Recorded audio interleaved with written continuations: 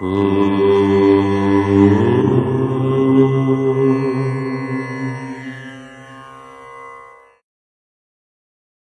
గణేశ శారదా దత్తాత్రేయ సద్గురు పరబ్రహ్మణే నమః. సర్వచైతన్య రూపాం తాం ఆద్యాం విద్యాంచ ధీమహి బుద్ధిం యానః ప్రచోదయాత్.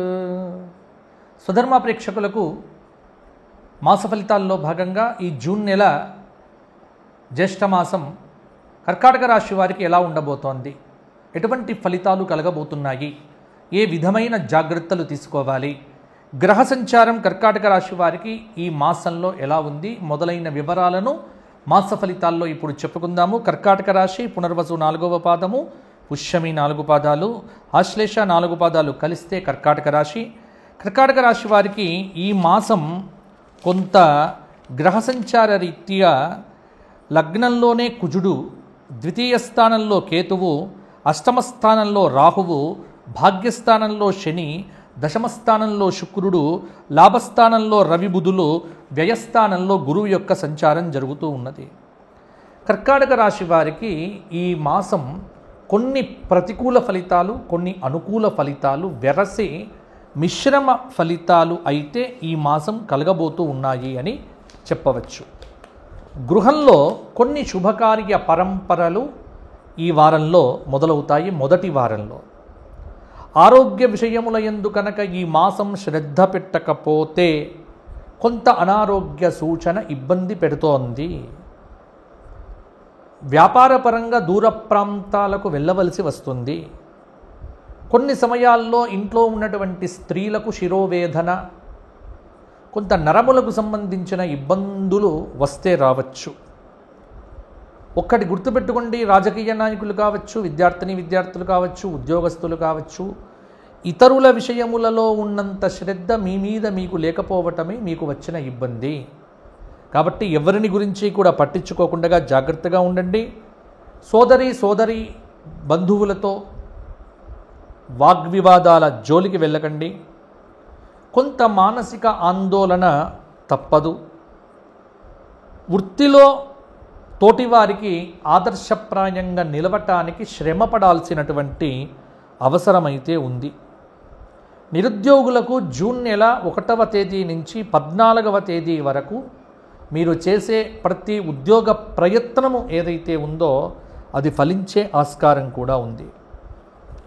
కొంత సన్మానాలు పొందుతారు, విజయాన్ని సాధిస్తారు, శుభకార్యముల యందు గుర్తింపు, గౌరవం సంపాదిస్తారు, కొత్త ఆదాయ మార్గాలు ఎంచుకుంటారు. నూతన వ్యాపారాలు ప్రారంభం చేసేటువంటి వారు తగు జాగ్రత్తలు తీసుకోవడం మంచిది. కొంత ఆదాయం పొందడమే కాకుండా ధర్మకార్యాల కోసం ఆదాయం ఖర్చు పెట్టడం కూడా మంచిది. కుటుంబంలో ఉన్నటువంటి వ్యక్తుల మధ్య కొంత అభిప్రాయ భేదాలు కూడా రావచ్చు. అలాగే కొద్దిపాటి ఒత్తిడి ఏదైతే ఉందో సాఫ్ట్వేర్ రంగంలో ఉన్నటువంటి వారికైతే ఉంటుంది. నూతన వస్తువులు, నూతన ఫర్నిచరు మొదలైనవి కొనుగోలు చేయటానికి చాలా కుతూహల పడతారు. దూర ప్రాంతాల్లో పెట్టుబడులు పెట్టేటప్పుడు అవి సరిగ్గా పత్రాలు ఉన్నాయా లేవా చూసుకోండి. కొంత రాజకీయపరమైనటువంటి ఇబ్బందులు ఎదురు కావచ్చు.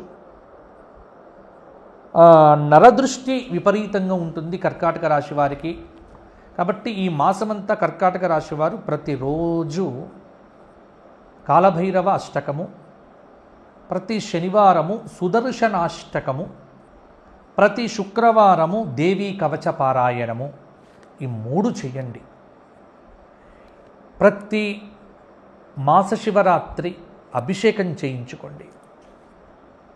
సహస్రనామ స్తోత్ర పారాయణాదులు చేయండి. వీలున్నప్పుడల్లా దైవ బలం ఎంత సంపాదిస్తే కర్కాటక రాశి వారు అంత బాగుంటారు. గోక్షేత్రంలో గోవులకు ఏదైనా ఆహారం అప్పుడప్పుడు తినిపించడం కూడా మీకు చాలా వరకు మంచి ఫలితాలు కలగటానికి కారణమవుతుంది. మరి కర్కాటక రాశి వారు మరిన్ని మంచి ఫలితాలు కలగాలి అంటే ఇవి చెప్పిన పరిహారాలు పాటించండి. వ్యక్తిగత జాతకానికి అపాయింట్మెంట్తో నా దగ్గరికి రండి, మాట్లాడండి. ఫోన్ ద్వారా అపాయింట్మెంట్ తీసుకోవటానికి ఫోన్లో మాత్రమే అపాయింట్మెంట్ ఇచ్చి మాట్లాడతాను. వ్యక్తిగతంగా కలవడం కుదరదు. ఈ కింది నెంబర్కు ఫోన్ చేసి తీసుకోండి. ప్రస్తుతం విదేశీ పర్యటనలో ఉన్నందువల్ల వాట్సాప్ కాల్స్ ద్వారా మీతో మాట్లాడడం జరుగుతుంది. మరలా వచ్చే మాసంలో కలుసుకుందాం. కర్కాటక రాశి వారందరికీ విజయీభవ, దిగ్విజయీభవ, దిగ్విజయీభవ.